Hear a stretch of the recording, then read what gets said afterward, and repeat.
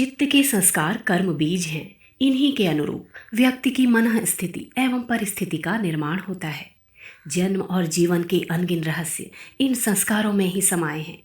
जिस क्रम में संस्कार जागृत होते हैं, कर्म बीज अंकुरित होते हैं, उसी क्रम में मन स्थिति परिवर्तित होती है, परिस्थितियों में नए मोड़ आते हैं। जन्म के समय की परिस्थितियां, माता पिता का चयन, गरीबी अमीरी की स्थिति जीवात्मा के संस्कारों के अनुरूप बनती है।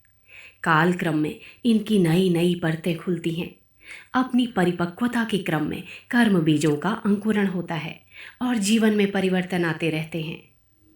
किसी भी आध्यात्मिक चिकित्सक के लिए इन संस्कारों के विज्ञान को जानना निहायत ज़रूरी है। यह इतना आवश्यक है कि इसके बिना किसी की आध्यात्मिक चिकित्सा संभव ही नहीं हो सकती। किसी भी व्यक्ति का परिचय उसके व्यवहार से मिलता है। इसी आधार पर उसके गुण दोष देखे, जाने और आंके जाते हैं। हालांकि व्यवहार के प्रेरक विचार होते हैं और विचारों की प्रेरक भावनाएं होती हैं, और इन विचारों और भावनाओं का स्वरूप व्यक्ति के संस्कार तय करते हैं। इस गहराई तक कम ही लोगों का ध्यान जाता है। सामान्य जन तो क्या, विशेषज्ञों से भी ये चूक हो जाती है। किसी के जीवन का आकलन करते समय प्रायः व्यवहार एवं विचारों तक ही अपने को समेट लिया जाता है। मनोवैज्ञानिकों की सीमाएं यहीं समाप्त हो जाती हैं, परंतु आध्यात्म विज्ञानी अपने आकलन संस्कारों के आधार पर करते हैं, क्योंकि आध्यात्मिक चिकित्सा के आधारभूत ढांचे का आधार यही है। ध्यान रहे, व्यक्ति की इन अतल गहराइयों तक प्रवेश भी वही कर पाते हैं जिनके पास आध्यात्मिक दृष्टि एवं शक्ति है। आध्यात्मिक ऊर्जा की प्रबलता के बिना यह सब संभव नहीं हो पाता। कैसे अनुभव करें चित्त के संस्कारों एवं इनसे होने वाले परिवर्तन को? तो इसका उत्तर अपने निजी जीवन की परिधि एवं परिदृश्य में खोजा जा सकता है। विचार करें कि अपने बचपन की चाहतें और रुचियां क्या थी, आकांक्षाएं और अरमान क्या थे, परिस्थितियां क्या थी। इन सवालों की गहराई में उतरेंगे तो यह पाएंगे कि परिस्थितियों का ताना बाना प्रायः मन स्थिति के अनुरूप ही बुना हुआ था। मन की मूल वृत्तियों के अनुरूप ही परिस्थितियों का श्रृंगार हुआ था, और ये मूल वृत्तियां हमारे अपने संस्कारों के अनुरूप ही थी। अब यदि क्रमिक रूप में 5-5 या 10-10 वर्षों के अंतराल का लेखा जोखा करें तो हमें विस्मयजनक एवं आश्चर्यचकित करने वाले नए नए मोड़ अपने जीवन में देखने को मिलेंगे।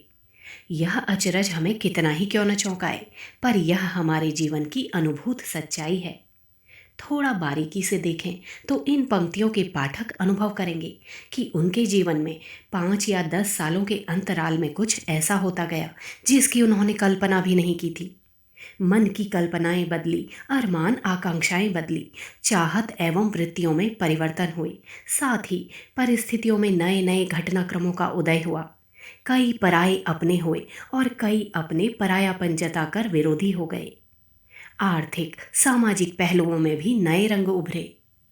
यह सब संयोग की वजह से नहीं, संस्कारों की वजह से हुआ। नए संस्कारों के जागरण एवं नए कर्म बीजों के अंकुरण के कारण हमारे जीवन के नए नए श्रृंगार होते गए। यह अलग बात है कि इन परिवर्तनों में कई परिवर्तन हमारे लिए दुखद साबित हुए तो कई ने हमें सुखद अनुभूतियां दी। भरोसा करें, यहाँ जो कहा जा रहा है वह आध्यात्मिक ज्ञान का सच है। कोई भी सुपात्र सत्पात्र इसे अनुभव कर सकता है। यदि आपको इस पर भरोसा हो रहा है तो इस सच्चाई पर भी यकीन करें कि संस्कारों की तह तक पहुंचकर इनका उत्खनन करके दुखद संस्कारों से छुटकारा पाया जा सकता है और सुखद संस्कारों को प्रबल बनाया जा सकता है। यानी कि आध्यात्मिक प्रयोगों की सहायता से बुरी मनःस्थिति एवं परिस्थिति से छुटकारा पाया जा सकता है। विश्वास करें, यह एक प्रायोगिक सच है। अनेकों ने अनेक तरह से इसे अपने जीवन में खरा पाया है। बस इसके लिए आपको किसी आध्यात्मिक चिकित्सक का संग और साथ चाहिए। उसकी सहायता से जीवन में नए रंग भरे जा सकते हैं। ऐसा होने की अनुभूति तो अनेकों की है, पर हम यहाँ केवल एक का उल्लेख करना चाहेंगे जिसकी वजह से एक भटकता हुआ आवारा किशोर महान क्रांतिकारी इतिहास पुरुष बन गया। हाँ, यह सच्चाई पंडित राम प्रसाद बिस्मिल के जीवन की है। सरफरोशी की तमन्ना अब हमारे दिल में है। इस गीत का प्रेरक स्वर देने वाले बिस्मिल किशोर वय में कुसंग एवं कुटैव के कुचक्र में फंस गए थे। गलत लोगों के गलत साथ ने उनमें अनेकों गलत आदतें डाल दी। स्थिति कुछ ऐसी बिगड़ी कि जैसे उनका व्यक्तित्व ही मुरझा गया। इसी दौर में उनके कुछ शुभ संस्कार जगे, कुछ पुण्य बीज अंकुरित हुए और उनकी मुलाकात एक महापुरुष से हुई। ये महापुरुष सन्यासी थे और नाम था स्वामी सोमदेव। इनकी साधना अलौकिक थी, इनका तप बल प्रबल था। वे पंडित राम प्रसाद को देखते ही पहचान गए। उन्होंने अपने परिचित जनों से कहा कि यह किशोर एक विशिष्ट आत्मा है, इसका जन्म भारत माता की सेवा के लिए हुआ है। पर विडंबना ये है कि इसके उच्च कोटि के संस्कार अभी जागृत नहीं हुए हैं और किसी जन्म के बुरे संस्कारों की जागृति ने इसे भ्रमित कर रखा है। क्या होगा महाराज इसका? इन सन्यासी महात्मा के कुछ शिष्यों ने इनसे पूछा। वे महापुरुष पहले तो मुस्कुराए और फिर हंस पड़े और बोले, इस बालक की आध्यात्मिक चिकित्सा करनी पड़ेगी और इसे मैं स्वयं संपन्न करूंगा। बस तुम लोग इसे मेरे समीप ले आओ। ईश्वरीय प्रेरणा से यह सुयोग बना। पंडित राम प्रसाद इन महान योगी के संपर्क में आए। इस पवित्र संसर्ग में पंडित राम प्रसाद का जीवन बदलता चला गया। वह यूं ही अचानक एवं अनायास नहीं हो गया। दरअसल उन महान सन्यासी ने अपनी आध्यात्मिक ऊर्जा का प्रयोग करके इनके बुरे संस्कारों की परत हटानी शुरू की।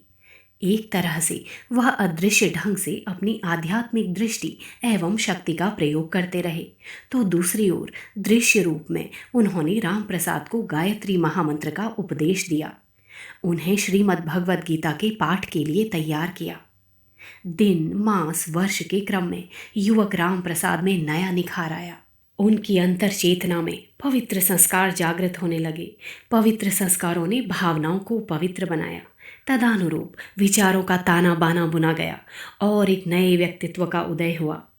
एक भ्रमित भटके हुए किशोर के अंतराल में भारत माता के महान सपूत पंडित राम प्रसाद बिस्मिल का जन्म हुआ। इस नवजन्म ने उनके जीवन में सर्वथा नए रंग भर दिए। यह सब चित्त के संस्कारों की आध्यात्मिक चिकित्सा के बलबूते संभव हुआ, जिसने पूर्व जन्म के शुभ संस्कारों को जागृत कर एक नया इतिहास रचा। आध्यात्मिक चिकित्सा एक समग्र उपचार पद्धति। लेखक डॉक्टर प्रणव पंड्या। अगर आपको हमारी यह वीडियो पसंद आई हो तो इसको लाइक करें, कमेंट और शेयर जरूर करें और हमारे YouTube चैनल ऋषि चिंतन को सब्सक्राइब भी कर लें। साथ ही बेल आइकन को भी दबाएं ताकि आपको आने वाली वीडियोस की नोटिफिकेशंस मिलती रहें। धन्यवाद।